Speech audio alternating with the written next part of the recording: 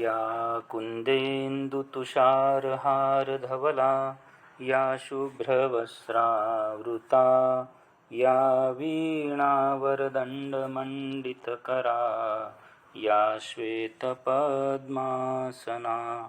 या ब्रह्माच्युतशङ्करप्रभृतिभिर्देवैः सदा वन्दिता सा मां पातु सरस्वती भगवती निःशेषजाड्यापहा.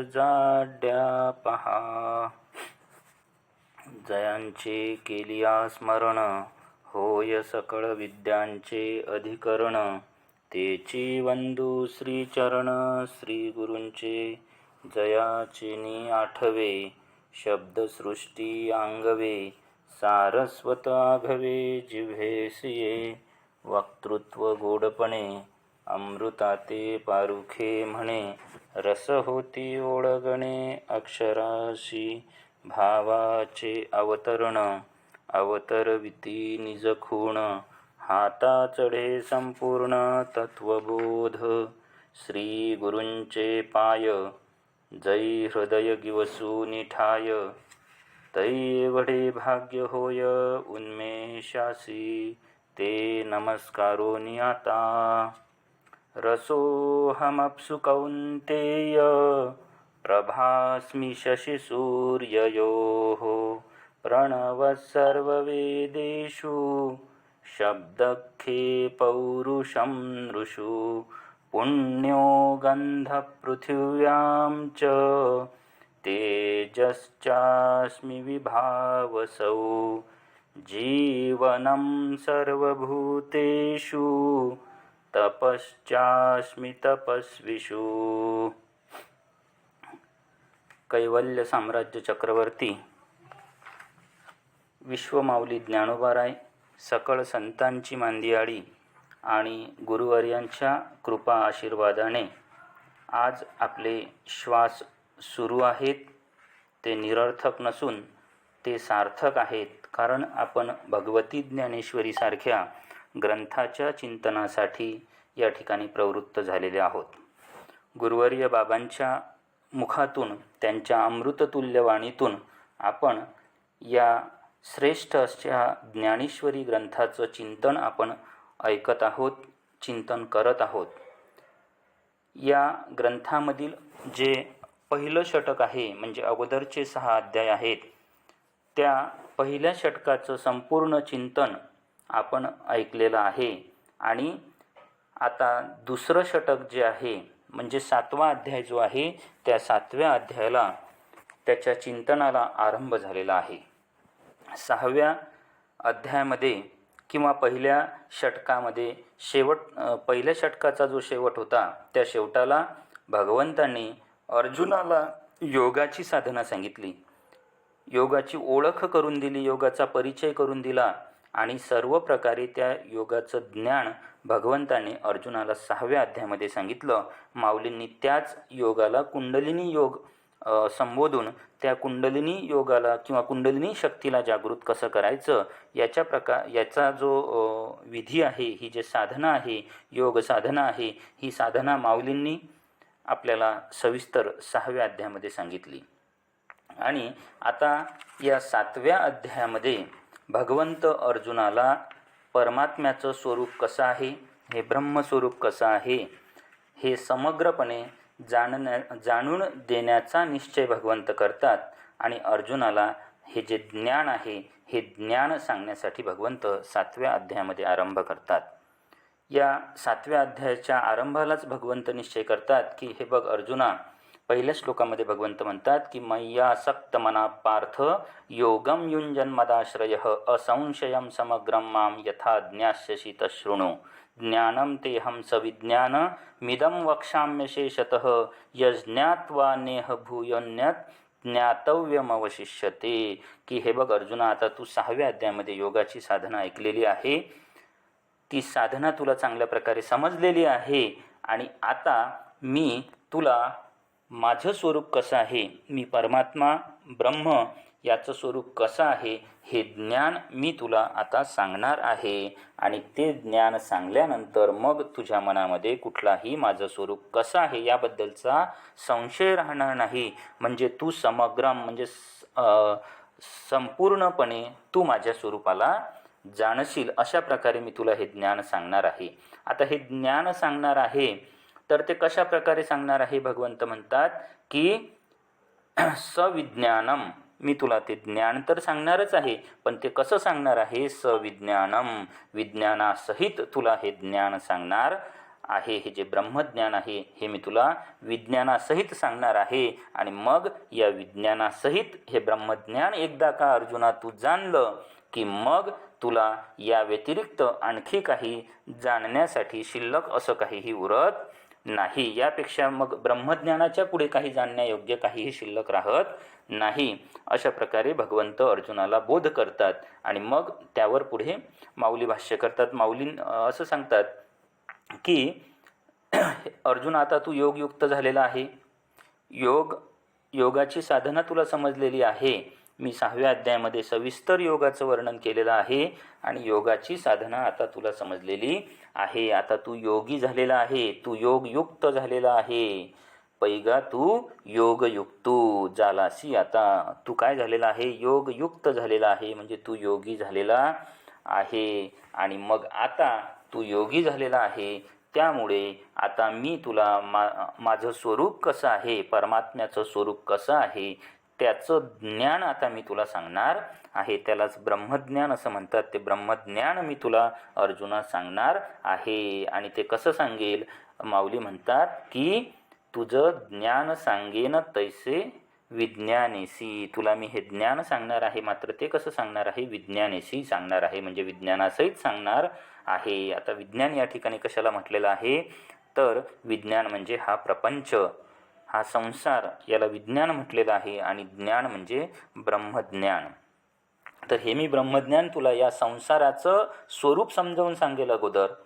हा प्रपंच कसा आहे याची ओळख करून देईल आणि मग त्यानंतर तुला हे ज्ञान सांगेल. आणि मग त्यासाठी माऊली एक उदाहरण आपल्याला देतात. माऊली म्हणतात की हे ज्ञान मी तुला कसं सांगेल? मज समग्राते जाणसी ऐसे, आपुलिया तळहातीचे रत्न जैसे. तुझं ज्ञान सांगेन तैसे विज्ञानेसी. मी तुला हे ज्ञान कसं सांगेल? आपुलिया तळहातीचे रत्न जैसे. ज्याप्रमाणे आपल्याच तळहातावर एखादं रत्न असावं आणि आपल्या तळहातावर असणाऱ्या रत्नाचं ज्ञान आपल्याला समग्रपणे होईल, सर्व बाजूने त्या रत्नाचं ज्ञान होईल, कारण आपल्या दृष्टीच्या पुढे आहे ते. त्यामुळे त्या रत्नाचा रूप कसं आहे, त्याला कुठला गंध आहे का, त्याचा आकार कसा आहे, त्याचा रंग कसा आहे, सर्व ज्ञान आपल्याला तळहातावर असल्यामुळे समग्र ज्ञान त्या रत्नाचं होईल. असंच एक उदाहरण 13व्या अध्यायामध्ये माऊलींनी दिलं आहे की तळहातावरी वाटोळा डोलतू देखिजे आवळा, तैसे ज्ञान आम्ही डोळा दाविले तुझं. की तळहातावर आवळा असावा आणि तोही कसा असावा? माऊली म्हणतात तो डोलणारा असावा. आणि मग त्या डोलणाऱ्या आवळ्याचं ज्याप्रमाणे समग्र ज्ञान होईल, माऊली म्हणतात की त्याप्रमाणे आम्ही तुला हे ज्ञान अर्जुना, आम्ही हे ज्ञान तुला त्याप्रमाणे सांगू. म्हणजे ते ज्ञान प्राप्त झाल्यानंतर मनामध्ये कुठला संशय राहणार नाही. असंशयम समग्रम, संशय पण राहणार नाही आणि सर्व बाजूने समग्र ज्ञान होईल. अशा प्रकारे आम्ही तुला सांगणार आहे. आणि जर तुझ्या मनामध्ये असा संशय आला की आम्ही तर या मार्गावर आलो आहोत ते ब्रह्मज्ञानाच्या प्राप्तीसाठी, आणि भगवंता तुम्ही आम्हाला हे विज्ञान सांगत आहात, विज्ञान म्हणजे प्रपंचाचं ज्ञान, संसाराचं ज्ञान तुम्ही म्हणता की आम्ही तुला अगोदर सांगू, तर आम्हाला या संसाराचं ज्ञान ऐकायचंच नाही, आम्हाला ब्रह्मज्ञान पाहिजे, आम्हाला ब्रह्मज्ञान सांगा. हे विज्ञानाचं ज्ञान ऐकून आम्ही काय करायचं, आम्हाला याचा काय फायदा होईल? अशी जर शंका अर्जुना तुझ्या मनामध्ये येत असेल तर त्याचं उत्तर भगवंत म्हणतात की अर्जुना ऐक, मी तुला त्याचं उत्तर अगोदरच सांगतो की जर तुला हे ब्रह्मज्ञान जाणायचं असेल तर तुला अगोदर काय जाणावं लागेल? विज्ञान जाणून घ्यावं लागेल. तरी पै आधी जाणावे तेची लागे. तेची म्हणजे विज्ञान. म्हणजे तुला हे ब्रह्मज्ञान जाणण्यासाठी अगोदर विज्ञानच जाणावं लागेल. विज्ञानाचं स्वरूप जाणल्याशिवाय, या प्रपंचाचं स्वरूप जाणल्याशिवाय हे ब्रह्मज्ञान प्राप्त करता येणार नाही. येथ विज्ञाने काय करावे, ऐसे घेशी जरी मनोभावे, तरी पै आधी जाणावे तेची लागे. तुला अगोदर काय जाणावं लागेल, तर या संसाराचं स्वरूप कसं आहे, हा संसार कसा आहे, त्या संसाराचं काय एकदा तुला स्वरूप समजलं की मग तुला हे ज्ञान प्राप्त होईल. आणि मग हे ज्ञान, विज्ञानासहित ज्ञान प्राप्त झाल्यानंतर काय होईल, तर त्या ठिकाणी जाणीवेचे जे डोळे आहेत ते झाकले जातात. जाणीवेचे डोळे झाकले जातात म्हणजे काय, की एकदा ज्या साधकाला ब्रह्मज्ञानाची प्राप्ती झाली की मग त्याचं जे अंतःकरण आहे ते अंतःकरण स्थिर होते ब्रह्मस्वरूपाच्या ठिकाणी. मग ते ब्रह्मस्वरूपाच्या ठिकाणी अंतःकरण स्थिर झाल्यानंतर त्याची जे वृत्ती आहे ते वृत्ती विषयाच्या ठिकाणी लागत नाही, म्हणजे विषयाकडे ती वृत्ती जात नाही. म्हणजे विषय वासनेची जे जाणीव आहे त्याचे म्हणजे विषयरूपी जे वासना आहे, विषय वासना, ती त्या ठिकाणी काय होते, त्याची झाकली जाते, म्हणजे संपूर्ण जाते. ब्रह्मस्वरूपाच्या व्यतिरिक्त आणखी काही जाणण्यायोग्य त्याला शिल्लक राहत नाही. अशा प्रकारे या ज्ञानाचं स्वरूप आहे. आणि कशा प्रकारे मग तो आत्मस्वरूपावरून ढळत नाही, त्यासाठी माऊली उदाहरण देतात की ज्याप्रमाणे नदीच्या वाळवंटामध्ये, नदीच्या तीरावर वाळवंटामध्ये एखादी नाव उभी आहे आणि मग वाळवंटामध्ये त्या वाळूमध्ये उभी असणारी नाव कितीही वल्लवली तरी ती त्या ठिकाणून थोडी देखील हलणार नाही, ढळणार नाही, कितीही प्रयत्न करा. मग त्याचप्रमाणे हे ज्ञान प्राप्त झाल्यानंतर हा जो साधक आहे, या साधकाचं जे अंतःकरण आहे ते अंतःकरण आत्मस्वरूपापासून ते थोडंही ढळत नाही. आणि हे ज्ञान कसं आहे, तर माऊली म्हणतात की ज्या ठिकाणी जाणीव देखील पोहोचू शकत नाही, हे बुद्धिगम्य असं ज्ञान आहे, बुद्धीलाही समजण्यासाठी ते अवघड आहे. ज्या ठिकाणी तर्कशक्ती देखील हे ज्ञान जाणण्यासाठी अपुरी पडते, असं हे ज्ञान आहे. तैसी जाणीव जेथ न रिगे, विचार मागुता पाऊली निघे, तर्कू आयणी नेघे अंगी जयाचा.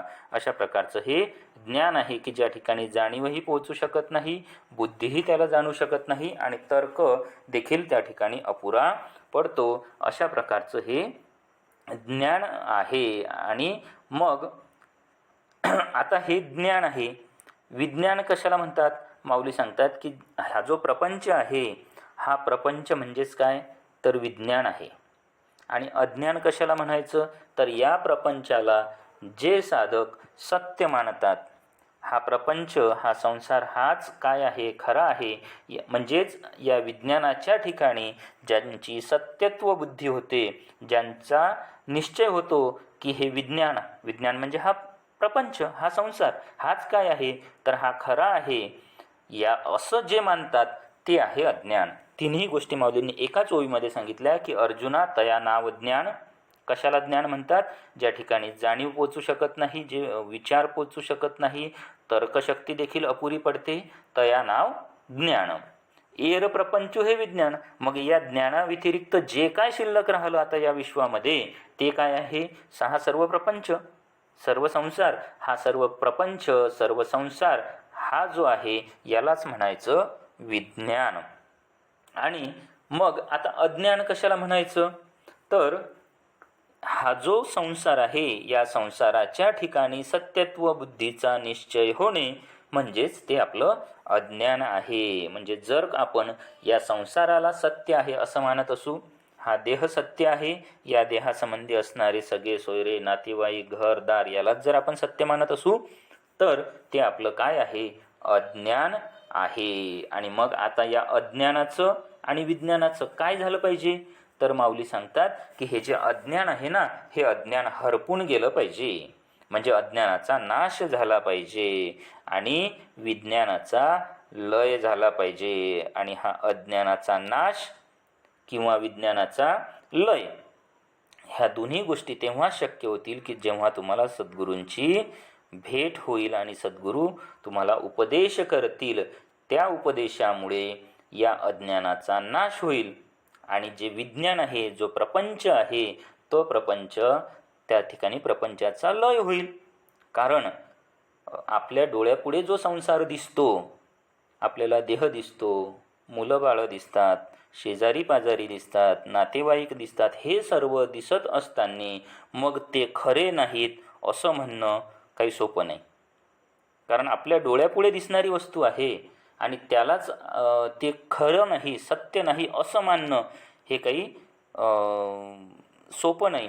तर हे जोपर्यंत गुरूंचा उपदेश होत नाही, गुरु जोपर्यंत आपल्याला उपदेश करत नाहीत, ते ज्ञान आपल्याला गुरूंच्या मुखातून प्राप्त होत नाही, तोपर्यंत हा निश्चय होत नाही. एकदा का सद्गुरूंची भेट झाली आणि त्यांनी उपदेश केला की मग हा संसार मिथ्या आहे, सत्य नसून हा संसार मिथ्या आहे, याचा आपला दृढ निश्चय होतो. आणि मग ह्या दोन गोष्टी झाल्या, अज्ञान हरवलं म्हणजे अज्ञानाचा नाश झाला, आणि विज्ञान म्हणजे हा जो प्रपंच आहे, त्या प्रपंचाच्या ठिकाणी एकदा मिथ्यात्व बुद्धीचा निश्चय झाला.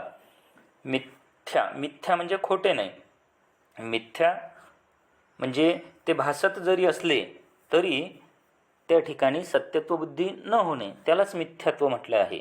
म्हणजे खोटे आणि मिथ्या हा शब्द समानार्थी नाही. तर या संसाराच्या ठिकाणी मिथ्यात्व बुद्धीचा निश्चय होणे, त्यालाच म्हटलेलं आहे विज्ञान करपणे, म्हणजे विज्ञानाचा लय होणे. आणि मग ह्या दोन गोष्टी एकदा का साध्य झाल्या की मग त्याला ज्ञान म्हणजे असं वेगळं काही प्राप्त करण्यासाठी शिल्लक राहत नाही. अज्ञानाचा नाश झाला, प्रपंचाच्या ठिकाणी मिथ्यात्व बुद्धीचा निश्चय झाला की मग त्याला ज्ञान आपोआप प्राप्त होऊन जाते. माऊली तर म्हणतात की तो साधक आहे ना, तो स्वतःच ज्ञान स्वरूप होऊन जातो आणि ज्ञान ते स्वरूपे होऊन जायचे, तो स्वतःच त्या ज्ञानाचं ज्ञान स्वरूप होऊन जातो. आणि मग माऊली म्हणतात की अशा प्रकारचं हे ज्ञान आहे ना, हे कसं आहे, आता तुमच्या लक्षात आलं असेल की हे ज्ञान कसं आहे, गूढ आहे, अतिशय रहस्यमय असं हे ज्ञान आहे. आणि असं हे गूढ असणारं या ज्ञानाचं जे वर्म आहे, माऊली मग आपल्या सारख्या सामान्य लोकांसाठी प्रतिज्ञा करतात की हे जे असं गूढ असणारं ज्ञान आहे, वास्तविक पाहता माऊलींच्या समोर बसणारे श्रोते देखील कसे होते, अधिकार संपन्न होते. निवृत्तीनाथांसारखे श्रोते माऊलींच्या पुढे होते. तर मग माऊलीला असं हे जे गूढ ज्ञान आहे अगदी सोप्या शब्दात सांगण्याची गरज नव्हती, कारण माऊलींच्या पुढे बसणारे श्रोते अधिकार संपन्न असणारे होते. त्यांनी त्या कोड्यामध्ये जरी सहज हे ज्ञान सांगितलं असतं तरी त्यांना कळालं असतं. मात्र माऊलींचं जे हृदय आहे ते आपल्यासारख्यांसाठी द्रवीभूत झालं. आपला कळवळा माऊलींच्या अंतःकरणामध्ये, आपल्याबद्दलचा कळवळा माऊलींच्या अंतःकरणात होता आहे. आणि म्हणून माऊलींनी हे जे गूढ असणारं ज्ञान आहे हे आपल्याला अगदी सोप्या शब्दामध्ये सांगितलं. आणि तेच माऊली सांगतात की ऐसे वर्म जे गूढ ते किजेल वाक्यारूढ, ते मी ज्ञान, असं गूढ असणारं ज्ञान मी काय करणार आहे, वाक्यामध्ये त्या ज्ञानाची रचना करणार. माझ्या ओवींमध्ये, मराठी शब्दांमध्ये मी त्या ज्ञानाला आणेल आणि मग ते तुम्हाला सांगेल. आणि ते सांगितल्यामुळे काय होईल की तुमच्या मनामधील ह्या ब्रह्मज्ञान प्राप्तीची जी इच्छा आहे, ती ब्रह्मज्ञान प्राप्तीची इच्छा पूर्ण होईल. आणि किती सांगितल्याने पूर्ण होईल? माऊली म्हणतात खूप सारं सांगण्याची मला गरज नाही, मी थोडक्या शब्दात सांगेल आणि थोडक्या शब्दामध्येच तुमचं हे जे ज्ञान आहे, या ज्ञानाची इच्छा आहे ती तृप्त होईल. जेणे थोडे न पुरे कोड बहुत मनीचे, की तुमच्या मनातील कोड म्हणजे इच्छा, तुमच्या मनातील ज्या बहुत कोड म्हणजे खूप साऱ्या इच्छा आहेत त्या ज्ञान प्राप्त करण्यासाठी, त्या इच्छा तुमच्या पूर्ण होतील. आणि कशा होतील? थोडे न म्हणजे थोडंसं सांगेल मी, थोडक्यात सांगेल, फार फापट पसारा करत बसणार नाही, फार विस्तार करणार नाही, मी थोडंसं सांगेल, फक्त 9033 ओव्यांमध्ये सांगेल आणि तुम्हाला हे ब्रह्मज्ञान प्राप्त होईल. नाही तर या ब्रह्मज्ञानाचं स्वरूप सांगण्यासाठी लाखो श्लोक सांगितले गेले आहेत.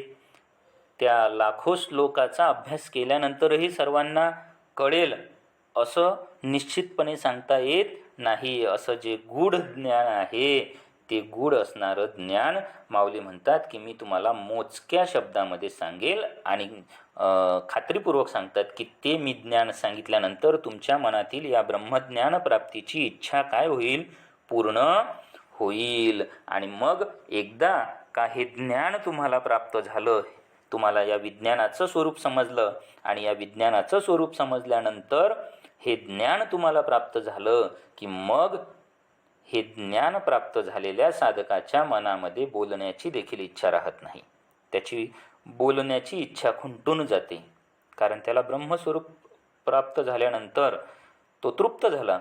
त्यामुळे त्याला आणखी काही बोलण्यासाठी शिल्लक उरत नाही. एवढंच काय, तर त्याला आता काही ऐकावंही वाटत नाही. त्याची ऐकण्याचं व्यसन म्हणजे इच्छा ती देखील त्या ठिकाणी संपून जाते आणि त्याच्या मनामध्ये कोणी मोठा आहे, कोणी लहान आहे असा भेदभाव देखील त्या साधकाच्या मनामध्ये उरत नाही. मग आता हे असं जे ज्ञान आहे, हे ज्ञान प्राप्तीसाठी कोण कोण प्रयत्न करते, तर ते भगवंत अर्जुनाला सांगतात की मनुष्याणाम सहस्रेषु कश्चिद यतति सिद्धये यततामपि सिद्धानाम कश्चिन्माम वेत्ति तत्वतः.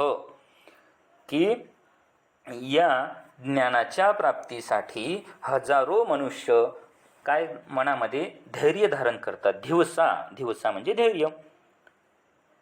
धैर्य धारण करतात. कशासाठी धैर्य धारण करतात, की हे ब्रह्मज्ञान आम्ही आता मिळवण्यासाठी या मार्गाला लागतोय. तर त्या मार्गाला जाण्यासाठी ते मनामध्ये धैर्य धारण करतात.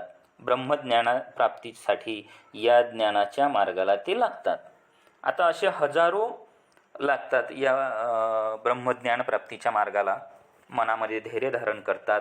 आणि मग हे सर्वच जे धैर्य धारण करून ज्ञान मार्गाला लागतात, हे त्यांच्या प्राप्तीपर्यंत पोहोचतात का, तर माऊली म्हणतात कोण पोहोचतो प्राप्तीपर्यंत, माझी विरळा जाणे. विरळा म्हणजे क्वचित एखादा साधक त्या ज्ञानापर्यंत पोहोचतो, सर्व तिथपर्यंत पोहोचत नाहीत. पैगा मनुष्याची सहस्त्रशा माझी विपाइलेयाची एथ दिवसा तैसया दिवसे करा बहुवसा माझी विरळा जाणे. जे धैर्य धारण करून हजारो मनुष्य निघाले, त्यापैकी एखादा साधक या ज्ञानापर्यंत पोहोचतो. आणि मग यासाठी माऊली एक सुंदर उदाहरण देतात की कशा प्रकारे एखादाच पोहोचतो. ज्याप्रमाणे एखादा राजा हा जेव्हा त्याला त्याच्या सैन्याची भरती करायची असते, त्याची सेना तयार करायची असते, तेव्हा तो काय करतो की या तीनही भुवनामधून काय करतो, एक एक चांगला सैनिक निवडतो. तो सैनिक निवडताना तो काही त्याच्या परीक्षा घेतो, काही कसोट्या घेतो, त्याच्याकडे कोणते कौशल्य आहेत ते पाहतो. युद्ध कौशल्य आहे, त्याच्याकडे शारीर बल आहे का, त्याच्याकडे बुद्धिचातुर्य आहे का, अशा प्रकारच्या काही कसोट्यावर तो जर योग्य ठरला तरच त्या व्यक्तीचा सैनिक म्हणून त्या सैन्यामध्ये त्याला भरती केलं जाते, घेतलं जाते. आणि असा एक एक सैनिक मग हा प्रत्येक ठिकाणी मिळेल का, योग्य असणारा अधिकार संपन्न असा हा जो सैनिक आहे हा काही त्यांना सहज मिळणार नाही. कुठं कुठं त्यांना एखाद्या गावामध्ये एक मिळेल, एखाद्या गावामध्ये 2-10 5-10 मिळतील, एखाद्या गावामध्ये एकही मिळणार नाही. असं करत करत एका प्रांतामधून एक एक सैनिक करून तो राजा काय करतो की त्याची लक्षावधीची सेना तयार करतो. जैसा भरले या त्रिभुवना आतू एक एकू चांगू अर्जुना निवडुनी की जे सेना लक्षवरी. अशा प्रकारे तो लक्षावधी त्याची सेना तयार करतो. आता ही जे सेना तयार झाली, मग आता ही लक्षावधी म्हणजे लाखाच्या वर सैनिक असणारी ही सेना तयार झाली. आता जेव्हा युद्धाचा प्रसंग येतो आणि जेव्हा युद्ध सुरू होते, तेव्हा विरुद्ध सेनेचे जे शस्त्र आहेत ते या सैनिकांच्या शरीरामध्ये प्रवेश करतात. बाणांचा वर्षाव होतो आणि मग ते त्या शरीरामध्ये सैनिकाच्या शरीरामध्ये प्रवेश करतात, त्यांना जखमी करतात. आणि मग त्यावेळेला जो सैनिक धैर्य धारण करतो आणि तशा परिस्थितीमध्ये ढळत नाही आणि तो त्या शत्रूसोबत लढतो आणि शेवटी विजय संपादन करतो, तोच शेवटी मग सत्कारास पात्र होतो, विजयश्री त्यालाच मिळते. जो तिथून पळून जातो किंवा शत्रूला शरण जातो किंवा ज्याला त्या ठिकाणी काय येते, मरण येते, वीरमरण येते, तो नंतर त्याचा सत्कार नाही होत. सत्कार कोणाचा होतो, माऊली म्हणतात की तयाही पाठी जे वेळी लोह मांसाते घाटी ते वेळी विजयश्रियेच्या पाठी एकूची बैसे. एकूची म्हणजे त्या आता लक्षावधीची सेना होती, त्यापैकी एक जण फक्त विजयश्रियेच्या ठिकाणी त्याला विजयश्री संपादन करता आला. तर तो एक कोण होता की ज्याने मनामध्ये धैर्य धारण केले. शत्रूचे बाण जेव्हा मांसाते घाटी म्हणजे काय शरीरामध्ये प्रवेश करत होते तेव्हा तो घाबरला नाही, तो लढत राहिला, त्याने धैर्य धारण केलं. आणि जो घाबरला काही तो पळून गेला किंवा तो शत्रूला शरण गेला किंवा जो जास्तच जखमी झाला असेल त्याला वीरमरण आलं असेल. तर असे हे 3 आहेत, यांना विजयश्री प्राप्त होत नाही. तर विजयश्री कोणाला प्राप्त होते की जो धैर्य धारण करून त्या ठिकाणी शत्रू सैन्यासोबत शेवटपर्यंत निकराचा लढा देतो आणि शत्रूला तो हरवतो, त्याचाच शेवटी सत्कार केला जातो किंवा तोच विजयश्री पर्यंत पोहोचतो. मग त्याचप्रमाणे माऊली म्हणतात की हे ज्ञान आहे. हे ज्ञान प्राप्त करण्यासाठी हजारो लक्षावधी साधक निघतात. भगवंतांनी तर मनुष्यानाम सहस्रेषु म्हटलं, हजारोच म्हटलं. तर माऊली तर पुढे सांगतात की कोटीवरी रिघताती कोटीवरी. दुसरं उदाहरण देतात माऊली की तैसे आस्थेच्या महापुरी रिघताती कोटीवरी परिप्राप्तीच्या पैलतिरी विपाईला निघे. माऊली म्हणतात की कोटीवरी रिघताती, कोट्यावधी साधक या मार्गाला लागतात ज्ञान प्राप्त करण्यासाठी. आता इथं दुसरं उदाहरण कोणतं दिलं माऊलीने तर महापुराचं दिलं. आणि हा महापूर कोणता आहे? अगोदर महापुराचं आपण बघू की ज्याप्रमाणे महापूर येतो नदीला तर महापुरामध्ये मोठमोठ्या वस्तू वाहून जातात, मोठमोठे वृक्ष वाहून जातात, घरदारं नदीच्या तीरावर असणारे ते वाहून जातात, प्राणी वाहून जातात. त्या महापुराला प्रचंड वेग असतो. आणि त्या महापुरामध्ये जर काही जणांनी असं ठरवलं की आपल्याला हा महापूर पोहून जायचं आणि पहिलं तीराला जायचं आणि उड्या घातल्या तर सर्वच काही पहिलं तीराला पोहोचणार नाही. उड्या तर घातल्या, धैर्य धारण केलं मनामध्ये, मात्र सर्वच काही पहिलं तीराला पोहोचत नाहीत. त्यापैकी क्वचित एखादा विरळा जो पट्टीचा पोहणारा आहे तोच पहिलं तीराला पोहोचतो. आणि जे पट्टीचे पोहणारे नाहीत ते थोड्याफार प्रतिकार करतील, त्या महापुरामध्ये वाचण्यासाठी प्रयत्न करतील, मात्र ते त्या महापुरामध्ये वाहून जातात, त्यांचा निभाव त्या ठिकाणी लागत नाहीत. माऊली म्हणतात त्याचप्रमाणे हे ज्ञान, या ज्ञान प्राप्त करण्याची आस्था मनामध्ये धारण करतात. तर ही आस्था, ही इच्छा म्हणजेच काय तर काय महापूर आहे. आणि या ब्रह्मज्ञानरूपी आस्थेच्या महापुरामध्ये अनेक साधक, अनेक म्हणजे कोट्यावधी साधक उड्या घालतात आणि प्राप्तीचा पहिलं तीर, प्राप्ती म्हणजे मोक्ष, ब्रह्मज्ञान. पहिलं तीराला काय आहे? ब्रह्मज्ञान त्यांना प्राप्त होणार आहे जर हा महापूर ते पोहून गेले तर. मात्र त्या प्राप्तीच्या पहिलं तीरापर्यंत कोण पोहोचते? माऊली म्हणतात विपाईला निघे. क्वचित एखादा विरळा मनुष्यच त्या ठिकाणी पोचू शकतो, सर्व पोहोचू शकत नाही. म्हणून सामान्य गानो हे सांगता वडील गोठी गा आहे, परी ते बोलो येईल पाहे आता प्रस्तुत ऐके. माऊली म्हणतात की म्हणून हे जे ज्ञान आहे अर्जुना, हे कसं आहे? हे सामान्य गानो हे अर्जुना, हे ज्ञान सामान्य नाही, हे ज्ञान असामान्य आहे, असाधारण आहे, अलौकिक असं हे ज्ञान आहे. आणि त्यामुळे हे सांगणं म्हणजे काही साधारण गोष्ट नाही, वडील गोठी फार मोठी गोष्ट आहे हे ज्ञान सांगणं म्हणजे.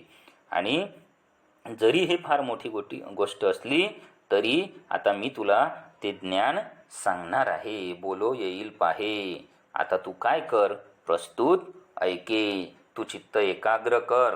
आणि आता हे ज्ञान सांगण्यासाठी मी तुला आता प्रारंभ करतो, तू ते ज्ञान काळजीपूर्वक ऐक. आता पुढे मग भगवंत अर्जुनाला ज्ञान नाही सांगत प्रत्यक्ष, अगोदर विज्ञानाचं स्वरूप कसं आहे ते विज्ञानाचं स्वरूप भगवंत आता अर्जुनाला सांगतात. अर्जुनाला भगवंत म्हणतात की अवधारी गा धनंजया, हे धनंजया अवधारी. अवधारी म्हणजे ऐक, लक्षपूर्वक ऐक. धनंजया, धनंजय म्हणजे ज्याने धनावर विजय मिळवलेला आहे असा धनंजय. तर अर्जुनाने कोणत्या धनावर विजय मिळवला तर त्याने या अध्यात्म धनावर विजय मिळवला. त्याचबरोबर त्याने लौकिकामधला धनावर देखील विजय मिळवलेला आहे, दोन्ही अर्थाने घेता येईल.